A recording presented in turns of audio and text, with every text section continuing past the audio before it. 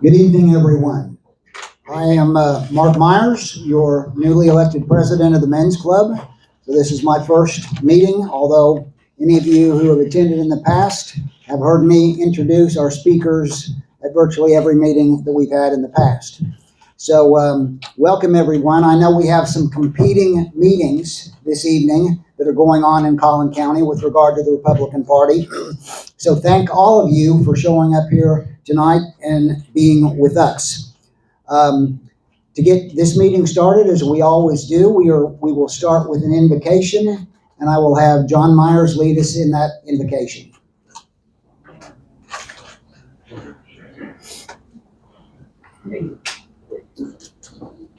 If you would please stand.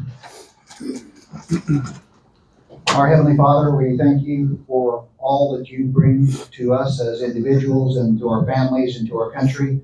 Lord, we pray that you would watch over our speaker this evening, Dr. Matkin. Thank you, Lord, for him and for what the job that he does for the citizens of Collin County and the students of Collin County. Lord, we pray that you would watch over our country, our state, our cities here in Collin County. And Lord, thank you for all your blessings. Amen. Amen. And next, to lead us in the Pledge of Allegiance, I will have Judge Randy Johnson lead us in the pledge to the American flag. Please join me in honoring our country and our flag. I pledge allegiance to the flag of the United States of America and to the republic for which it stands, one nation, under God, indivisible, with liberty and justice for all. Remain standing, and I will have Richard Dodson, the chairman of our Board of Trustees, lead us in the pledge to the Texas flag. I acknowledge the Texas flag. Honor the Texas flag. I pledge allegiance to thee, Texas, one state, under God, one and indivisible. You may be seated. So, welcome everyone again, and I want to make sure that everyone, including our speaker, got a raffle ticket. If you did not receive a little red raffle ticket, please raise your hand and one will be given to you. Just raise your hand tall, because we don't discriminate against speakers in terms of being able to win the raffle at Men's Club's meeting. We're an equal opportunity raffler.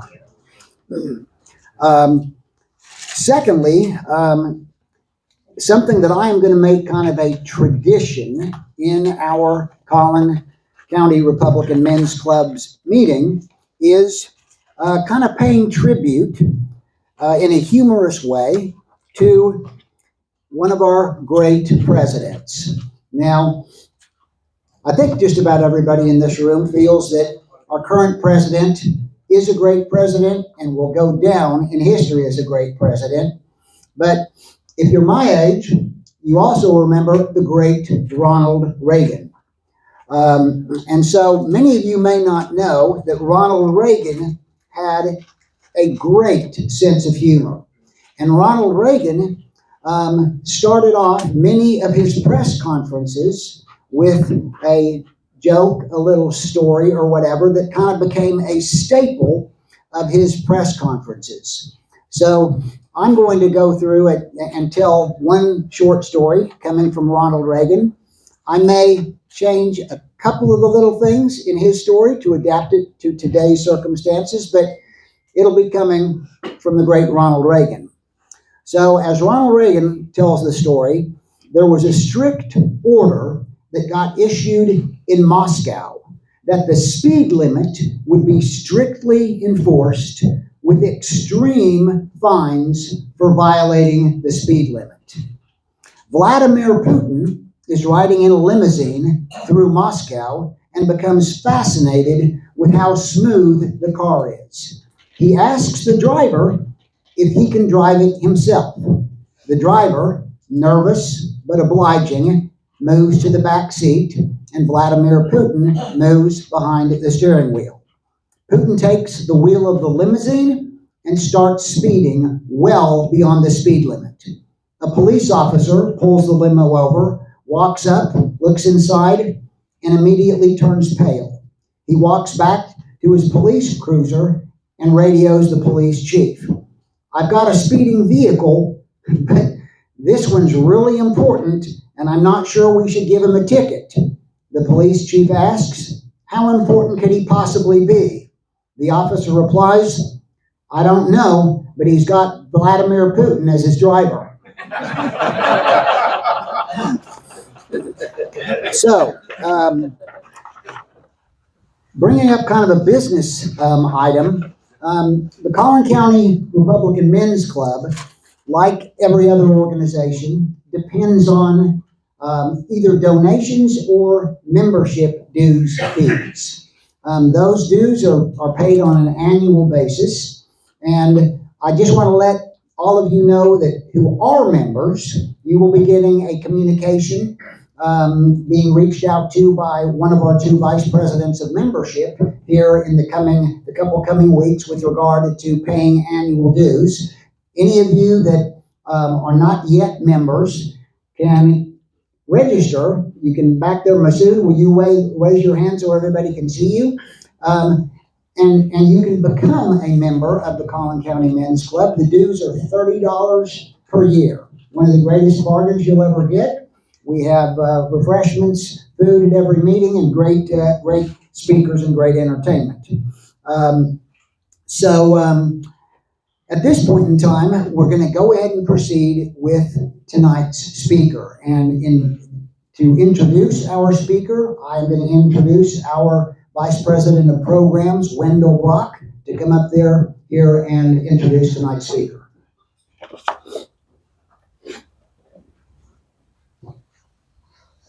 What happened to the couch here? Yeah, see? That was a popular couch. Yeah, well, yeah, now Richard's got to sit in the hard seat. All right, so we're not going to spend a lot of time on introductions because we want to get to the heart of the matter. Can you hear this? Oh, sorry. Usually I can talk loud enough. So our speaker tonight is Dr. Neil Matkin, who's the president of Collin College. And he's going to give us all the good goings on about what's happening with Collin College and how it's doing and where it's going to go for the next generation and all the big plans. And then we'll have some a good bit of time for Q&A afterwards. So I'm just going to turn it over to you. Thanks for doing this. Well, I see I have a couple of my board members here. If you'd told me my bosses were going to be here, I would have declined the opportunity to speak. But we've got Jay Said and Justin Adcock. That's it. Well, folks, I'm going to do my best to give you a little bit of a preview of what's going on at Collin right now. Can everybody hear me okay? Let's turn off this. Wait. Okay. I get it. You're going to put me in the dark. That's where I belong. Waiting. Hey. You look so much better. All right, you can see everything. I got suddenly handsome. Thank you, Jay. So I want to talk a little bit about Collin. That picture on the front, by the way, is a magazine cover for Farmersville. You might see a gentleman up there to my immediate right from the audience view. That young man is Bob Collins. I think you've met him before. I've been here with him before. And that guy to my immediate right, looking at the screen or left, is that Jay Sad fellow. So at any rate, everybody knows pretty much what Collin is. I want to remind you of the Collin College mission. We are a student and community-centered institution committed to developing skills, strengthening character, and challenging the intellect. And so far, we've been very successful at doing that. We'll talk about the number of students and the success of the college in a bit. The vision is to deliver a brighter future for our students and our communities. We're very mindful that we're taxpayer funded, and we're very mindful that we're here for our students. I love the core values. When John Anthony was the founding president of the college, he carried around with him on 2 or 3 index cards 22 postulates. And John served through 1999, I think, and they hired one Kerry Israel, and he goes, oh my goodness, this is too many. So he worked with the college community, and he developed these core values, which are still in place today. And we say that we have a passion for learning, service and involvement, creativity and innovation, academic excellence, dignity and respect, and integrity. Well, back in January of 15, when I was being interviewed for this job, I was asked to rank those in numerical order from most important to least important. And I thought, wow, that's kind of an odd request. But I answered, I said, integrity is number one and everything else ties for number two. And then I was asked if we should include something about students in there. And I said, everything in there is about students. So I don't know if I answered right or wrong, but I got the job offer, so it must have gone okay. The vision, again, delivering a brighter future for our communities and our students. I talked about core values. Do you know where we are? We're now on 10 different locations, plus an Collin virtual campus with 14,000 students. So we're over 60,000 students today. And on top of all of this, we own 104 acres in Anna on I-75 in the outer loop. And Royce City has just given us 50 acres for possible future campuses that we haven't committed to yet. But it's nice to be in the two small cities that are growing the fastest in our current demographics. The other place we are that's not on this map is 50 different high school campuses with a total now of over 12,000 dual credit students earning college credit while they're still in high school. Too many dots to put on the map. So 10 campuses and centers, 60,000 students served annually, and actually it's closer to 61 now. 200 plus degrees and certificates, and again, dual credit offerings at over 50 high schools. We have the lowest tuition in the state of Texas. We offer 5 baccalaureate degrees that folks can get for under $15,000 for all 4 years. Folks, there's nothing quite like that. We have scholars active in learning, and I got to tell you, my wife, now I turned 66 yesterday. My wife will be 64 in March. And we had neighbors that were in their late 70s. And my wife would walk with this neighbor of ours, and she would talk about taking classes in the seniors active in learning sale. And she goes, you know what? I am only 76. I don't like being referred to as a senior. And my wife said, I don't either. So I came back and talked to the folks who were running sale, and I said, do you think we could keep the acronym, keep the logo, but maybe change it to something that wasn't quite as offensive to our older folks? And so she goes, yeah. So they came out with Scholars Active in Learning, and the next door neighbor liked that a lot and then promptly moved. We also have our continuing education and professional development opportunities, contract training, corporate training.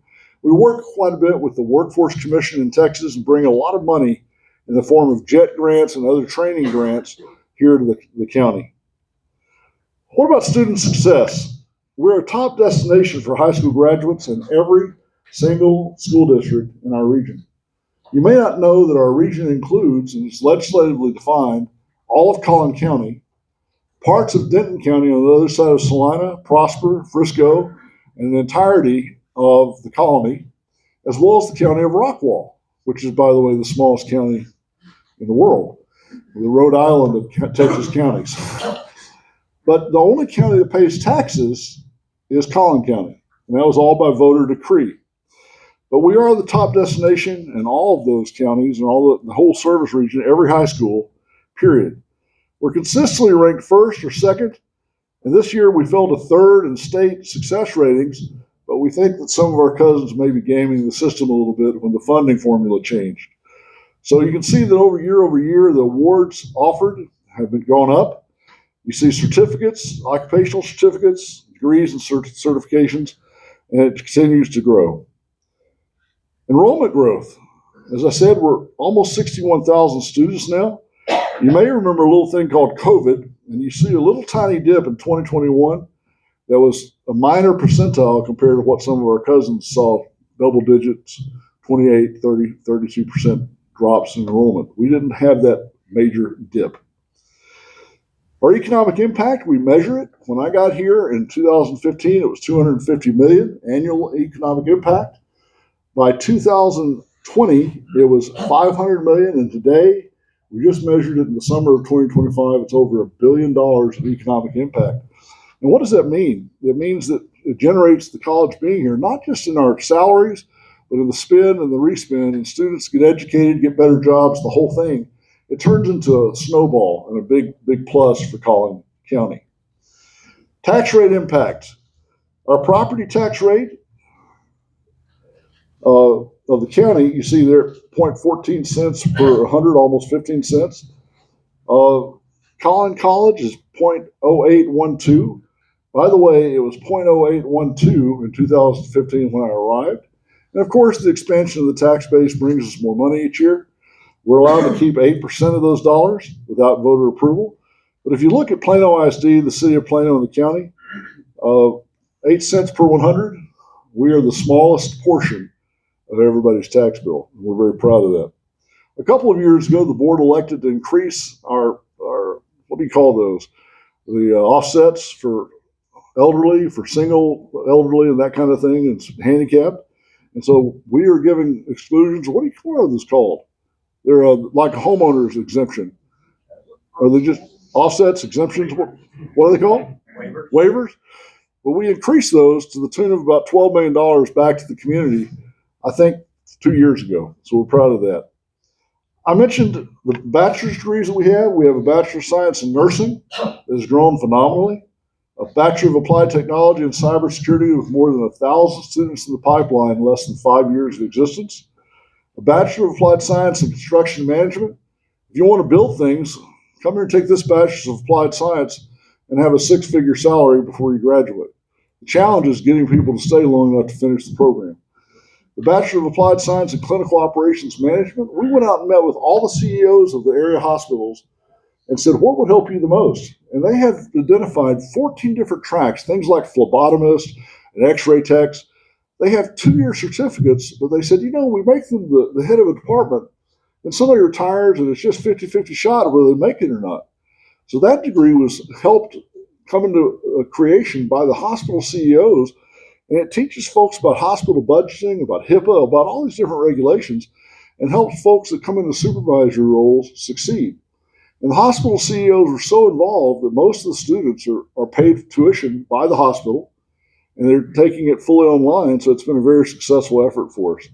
And last but not least, right as AI starts taking over the entire software development market, we launched a degree in software development. We'll see if that one lasts. I've got a son in that business. He used to have 16 people that he oversaw. He worked for CGI. It's a Canadian company. He was there for 10 years. Trump got elected. And he called me and says, Dad, he goes, my major client is the EPA. What should I do? I said, I'd start working on that resume. And so he went from 16 to 8 people. He goes, Dad, I've had to lay off 8 people. The federal contracts are going away. What should I do? I would start sending that resume out to people. Dad, I've only got 4 employees now. What should I do? Son, it's time, and you need to get out there and start interviewing. He's down to 2 employees. He talks to his executive director. He goes, what should I do? He goes, find a job and see if they've got a space for me as well.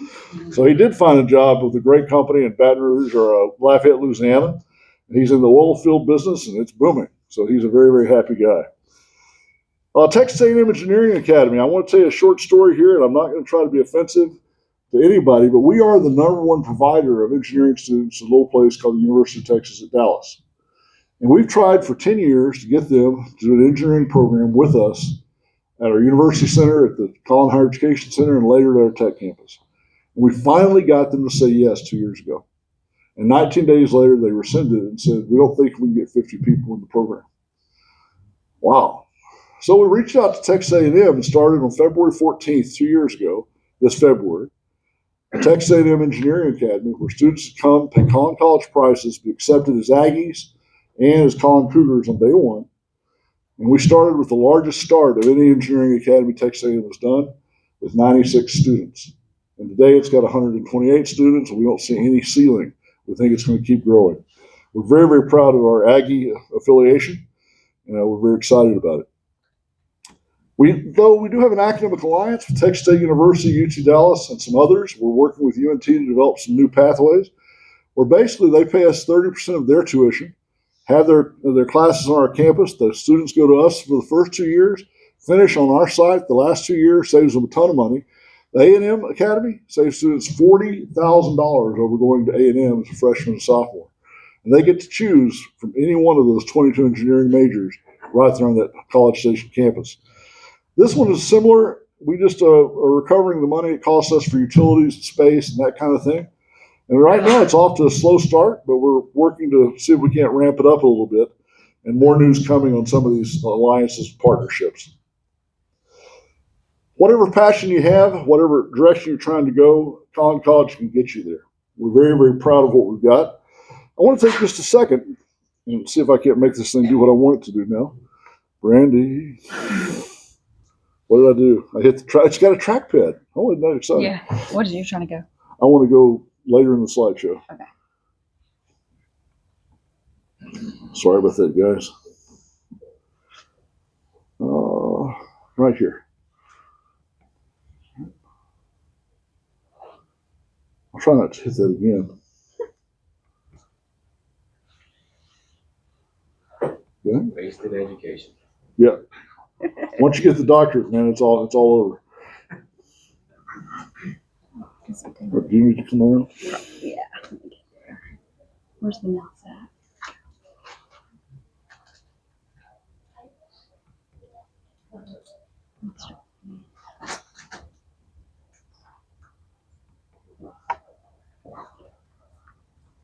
You good?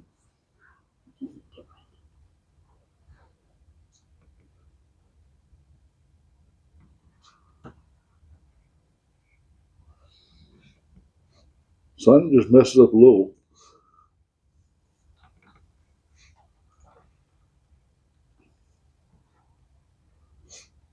Which one was I'm paying you for this time. Left it. it? I'm going to give you guys a refund. So I want to go through a real fast a master plan that's been in place from 23 through 30. Started in 23, and right now we're building a new Frisco campus, health sciences building, a beautiful building, a Wiley campus, career and technical education building, Plano campus renovations, about $80 million in new labs and beautiful classroom spaces on the Plano campus. Folks, we built it in 88 and haven't done a whole lot with it since. All of our bathrooms are non-ADA compliant. So we've gone through and made some really sweeping modifications. And if you've been on the campus, when you see it next, I think you're going to be blown away. And next is Courtyard Center renovations. Courtyard Center used to be our headquarters building.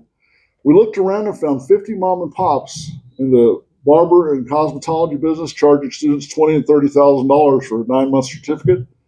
And so we invested to create a cosmetology suite for barber training, cosmetology training, esthetician, medical massage. Yes, they take appointments. Good deal for them. Collin Higher Education Center, where we're currently headquartered in McKinney, is going through some renovations. When that building was built, it was built with these beautiful sweeping areas outside of the elevator on every floor that were unused.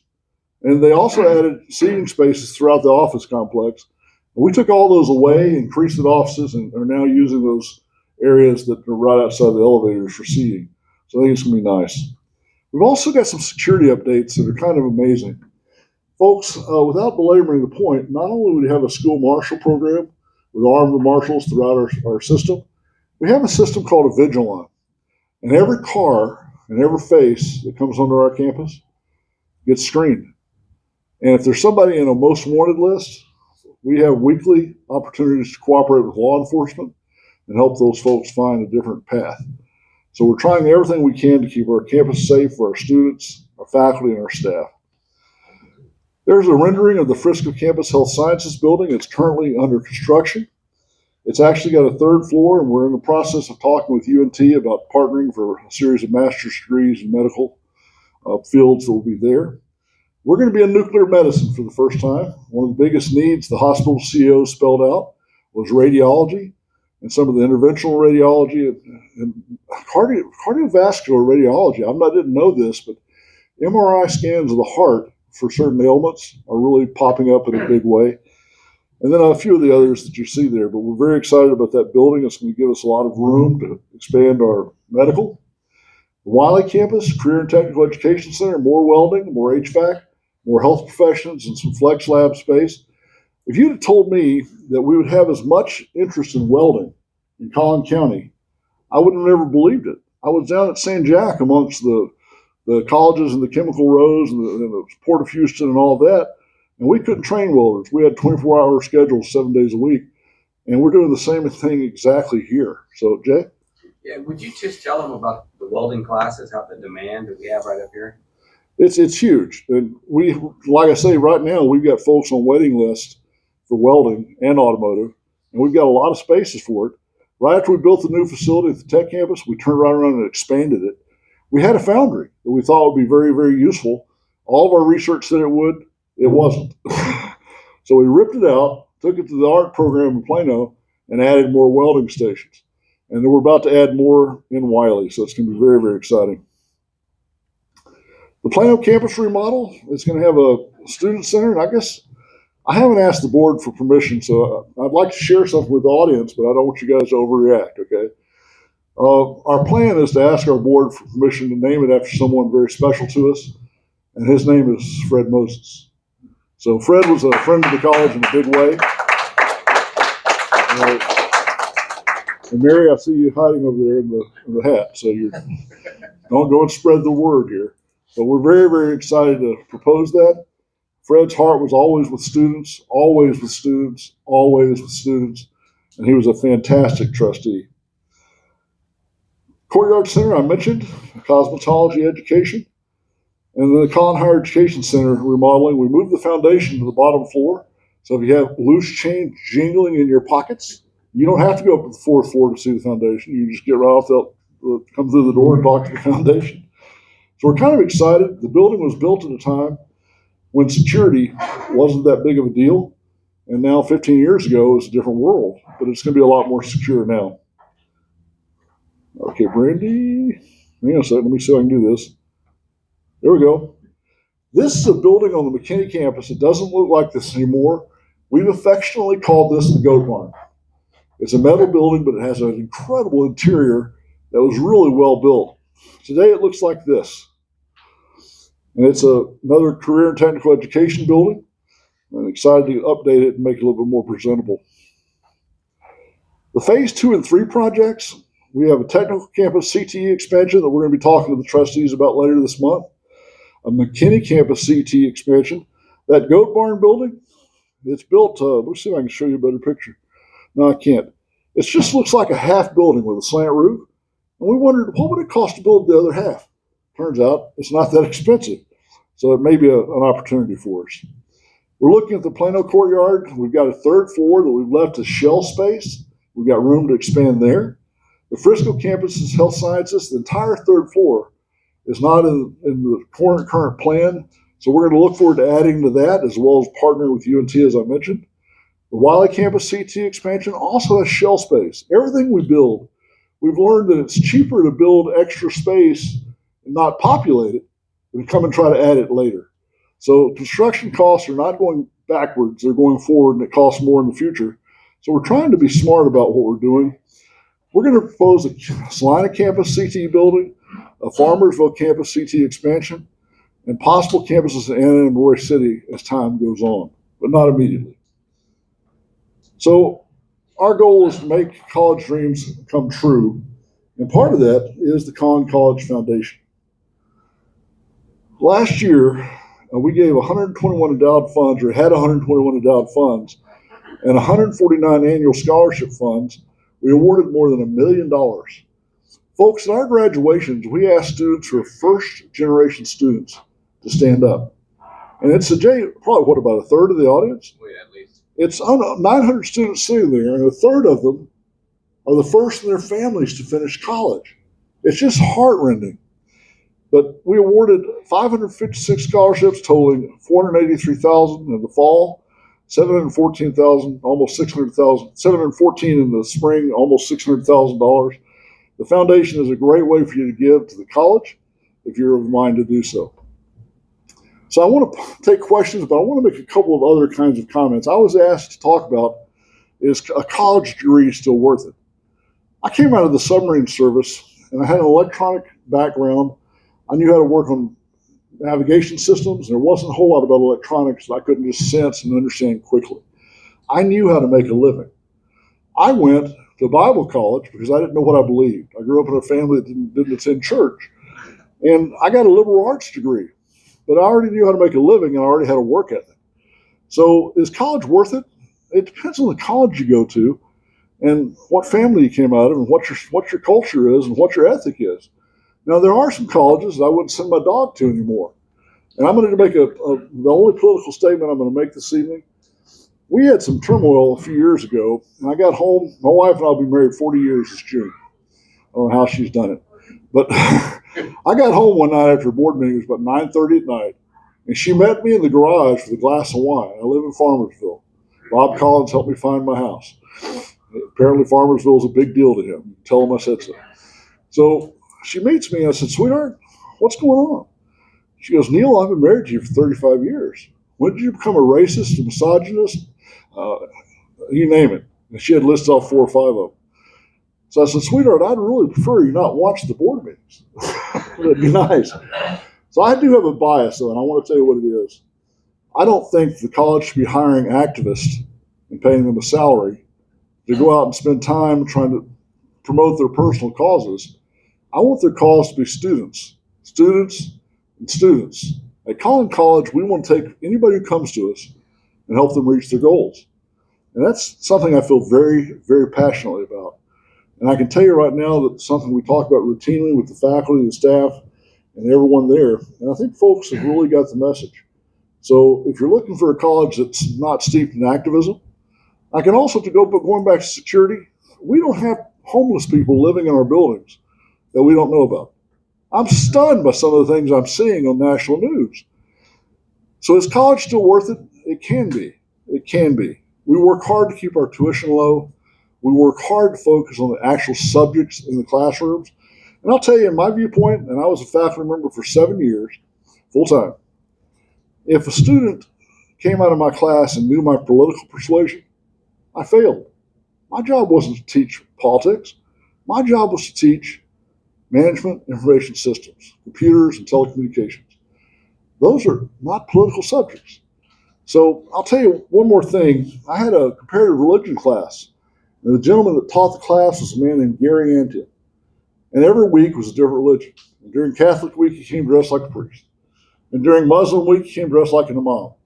And during Jewish week, he came dressed like a rabbi. And so he had different Christian denominations and different religions who would come and talk about their primary beliefs and everything else. At the end of the semester, I reflected on the class. It was just a very enjoyable class, learning about what everybody believes. You know what I didn't know? I didn't know Mr. Antin's religion. I had no idea. He seemed to know a lot about them all, but he never talked about what his personal beliefs were. And I look at him as a model faculty member and someone that's exactly who I'd like teaching our classes. I don't want somebody that's going to indoctrinate. I want someone that's going to teach the subject at hand. So at this point, I'm going to pause and stop talking and ask you if there are questions that I can answer. Now, I'm not shy, so just ask away. Well, hearing none, I'm going to go ahead. No. Go ahead. What are the growth forecasts for the next 10 to 20 years at Collin College? Well, that's kind of exciting. One of the areas we've grown in the most is dual credit. That has to peak at some point. And career technical education is getting funded at a very different level from the state now, so that's going to continue to grow for the next little bit. We think we could easily, in the next 10 years, hit 70,000 students without a lot of stretch. We may not have the capacity to fully do that, but online helps a lot. So it looks good for us. We hope. Wow, I can see you guys again. Who was the gentleman that was speaking about the 3 largest cities in the United States? Mark? I don't remember who it was, but I know that there's a whole forecast that says that Dallas, Fort Worth, Austin, Houston, San Antonio, was it? Yes. Yeah. It was San Antonio, Austin, Dallas, Fort Worth, and then Houston are going to be the 3 largest cities by 2050. And they're not going to be New York, they're not going to be Chicago, and they're not going to be LA. So we have to start getting ready to educate a much larger population. So the K through 12 were out buying school land because they had to prepare for it. And we have to do the same. We have to prepare for this growth.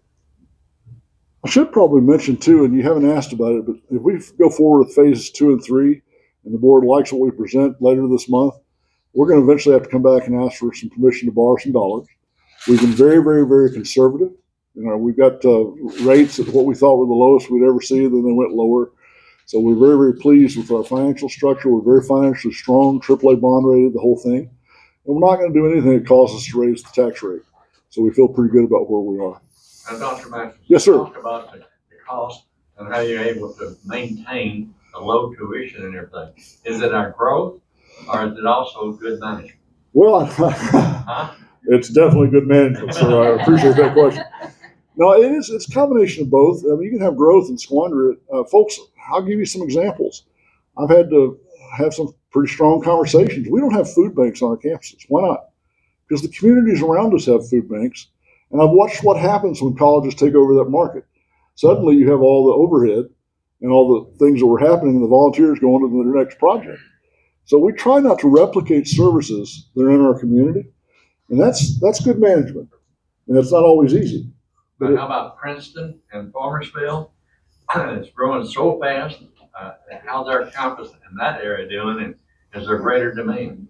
Well, we do something a little different than a lot of colleges do. We look at our campuses by amount of money it costs us to run them and how many resources they bring back. And I can tell you that Farmersville is in the black and it serves a lot of students at Blue Ridge, Princeton, and community as well as Farmersville. They've got a dual credit counselor over at Farmersville named Matkin, and she is amazing, just amazing, does great work. But I'm biased, I'll tell you that. Okay. I'm going to get $20 when I get home. Yes, sir. Dr. Matkin, can you tell us what percent of your budget comes from federal grants and what percent comes from state of Texas grants? Grants, or do you want to talk about, you're talking about property tax or just totally grants? Just, I'm sure there should be some federal grants coming to the college. Yeah, grants are, not counting Pell Grants, which students in a family of under 100,000, they get their college paid for. But not counting that, grants are actually a fairly small portion of our income. We have about 52%, 53% of our revenues come from property tax. We have about 18% of our revenue come from tuition and fees, and the balance comes from a certain House Bill 8 state funding when we meet certain thresholds and goals. So we're very much dependent on property tax. Yes, sir. So I've heard that some of the elementary schools, a few, I don't know how many, but I've heard that a few of them in the McKinney ISD have closed because of lack of students. How is that playing into the projections? Well, it's playing well for us because we have an ongoing conversation with the superintendents and we get kind of a first right of refusal for some of those sites. Because sometimes it's just the neighborhoods have grown up and they're not kids in busing distance. Plano's closed 3, McKinney's closing a couple.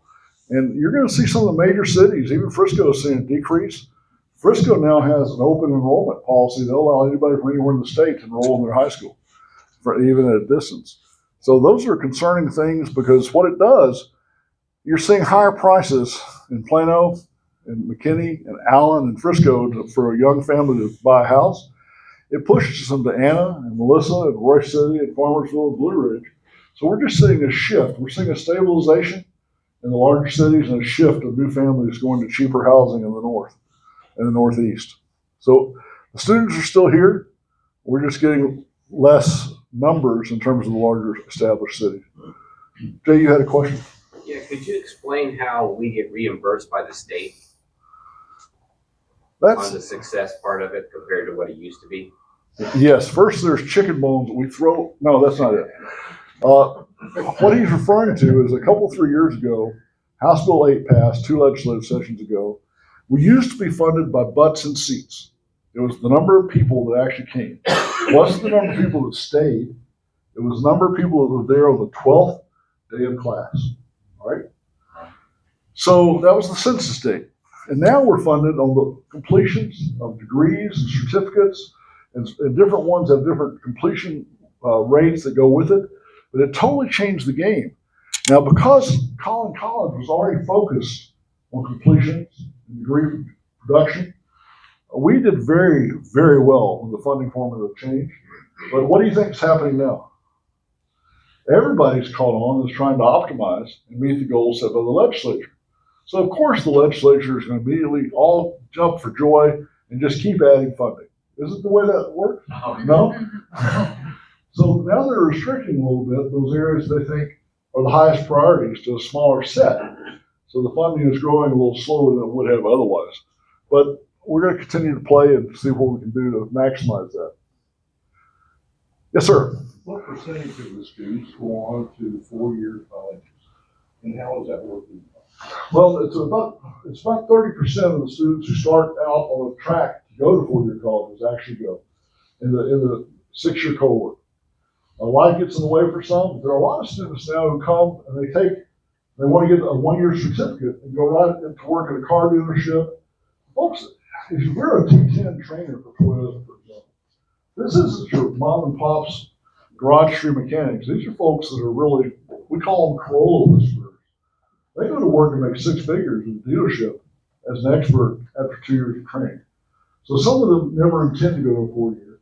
But of those students that do say they want to go to a 4-year, we have about a 30% pass-through rate in that 4-year period. We catch up a few others in the next 2 years, the 6-year period. But overall, we compete very nicely with the freshmen and the sophomores in universities who start out. So we have a pretty similar rate. Well, let's ask about the recruitment of your professional staff, your professors, whether it's history or engineering. Is there a great demand, or do we have a good supply of instructors, teachers? Richard, you remember a comment that I made to you about 8 years ago? Because it feels like you're taunting me a little bit. I told Richard that if you needed a new history professor, you simply go to McDonald's and make an announcement. But I was joking then, and I'm joking now. But the reality is, folks, I can find all the history professors, all the social sciences that I want. They're not hard to find at all. It's hard to find someone that's a centrist that comes out of that crowd. But biology, English, math, when we find a good one, we snatch them up as fast as we can. We live in one of the most educated counties in Texas, so we have a lot of folks with master's degrees that we call into and bring in as an associate or adjunct faculty. But some of the disciplines are more difficult than others. Yes, sir. One thing that I think is great is that if a kid in high school qualifies for free lunch through the state, they get free tuition through Collin College.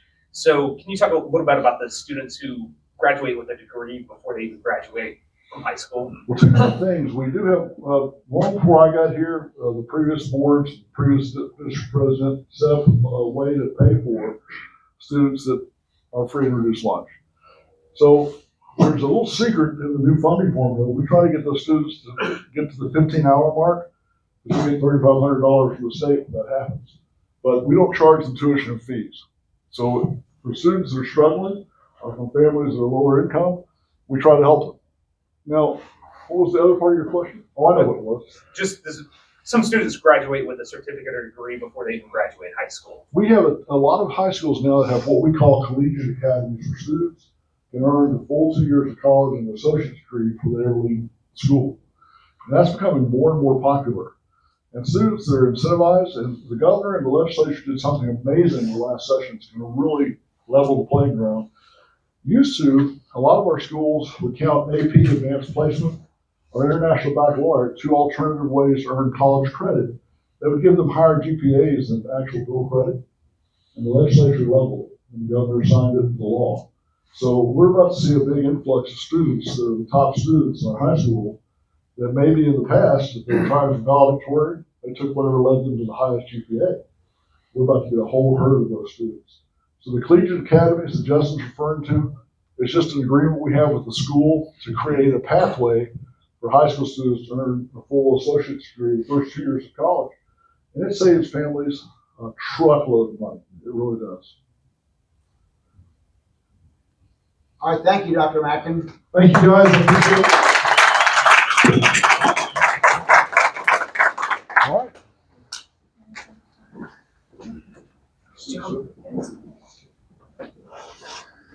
Are you leaving? I'm going to go have supper with my wife. Thank you so much. Thank you, guys. I appreciate it. Thank you. Thanks, folks. So at this point in time, do we have any candidates for any of the upcoming elections, whether they be runoff special elections or whether they be the upcoming primaries? If so, you can have about 30 seconds to introduce yourself, say a little bit about yourself, and we welcome you. So just come on up to the front. Am I the Lone Ranger? Looks like Maybe it. so. Okay. Yeah, we have a lot of candidates at some other events tonight. You can use this.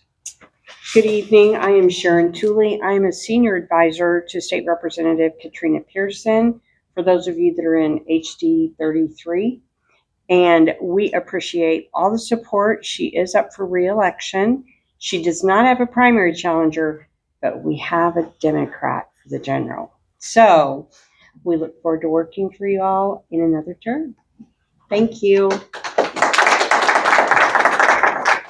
Hi, my name is Andrea Coker. I'm here on behalf of Jace Yarbrough, who's running for Congress in Texas 32. Now, you have a little bit more of that here in Collin County. Been friends with Jace for a long time. I got an email out of the blue when I was his precinct chair in 2019. He said, I'd like to meet you. I went to bed on election night with a Republican congressman, state representative, and state senator, and I didn't wake up with any of those, and I want to know how I can get involved. And so from then on, I've seen his activism grow. I think he wanted to wait until longer. He's got young kids. He was waiting and just couldn't let what was happening keep happening. And so he's gotten involved. He wants to run. I think he'd be an excellent candidate and an excellent congressman. Would be happy to talk to you a little bit more after if you've got any questions. I've got yard signs. I've got push cards, and happy to answer you or put you in contact with the campaign. Thank you. Just a few upcoming announcements in terms of current events in and around Collin County.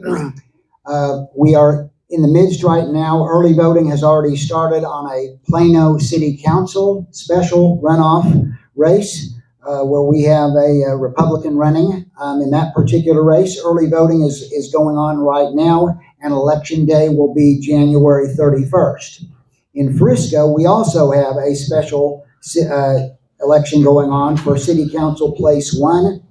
Early voting just started actually today in that race, and Election Day in that Frisco race for City Council will be January the 31st. For primary voting in Collin County, early voting will start February 17th, and it'll run to February 27th, and then Election Day will be March 2nd. Another important announcement of an upcoming event is our annual Lincoln Day Gala and Dinner, which is at South Fork Ranch.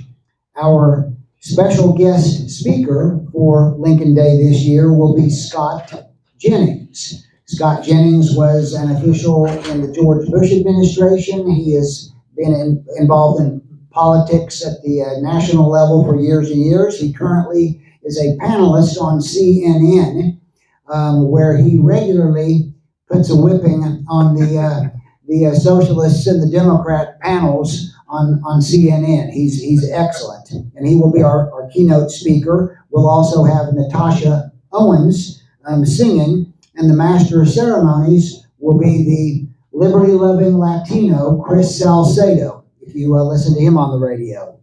That will be February 21st from 5:30 to 9 o'clock at South Fork Ranch. Now, if any of you have not got tickets, you can get tickets individually by going to the Collin County GOP website, or you can get your tickets through the Men's Club. And actually, either way, if you go through the GOP website to order your tickets, there's a little field in there where you can request or say, I want to be at a Men's Club table. The Collin County Men's Club has been the leader in Lincoln Day dinner tables for years and years. I think last year we had 7 tables from the Men's Club, meaning 70 people that we brought to Lincoln Day dinner. So if you have any questions about that, you can either write your check to the Collin County Men's Club and put Lincoln Day dinner. You could actually drop it off here at headquarters, and they'll put you up at a Men's Club table where we would welcome you, and you'd be able to see some of your friends that you get to see here in our monthly meetings. Or if you get your ticket online, just fill out and say, this is for a Men's Club table. So I wanted to make sure everyone knew about that. So our last event of the evening is our Ticket of Fortune drawing. So, Masood, if you want to come up here, you have the hat, and let's get a volunteer here. How about this young lady right here to draw out the winning ticket? You should have gotten a red raffle ticket. Okay, so it ends with 013. Can you repeat that? Repeat that. 013. 013, last three numbers. We have a winner back there in the back, I see. So, John Myers, you could come up here, get your gift certificate to Olive Garden. Thank you. With that, we will adjourn our meeting. You're free to mull around, socialize a little bit, and we look forward to you at next month's meeting, which will be the third Thursday in February. Thank you.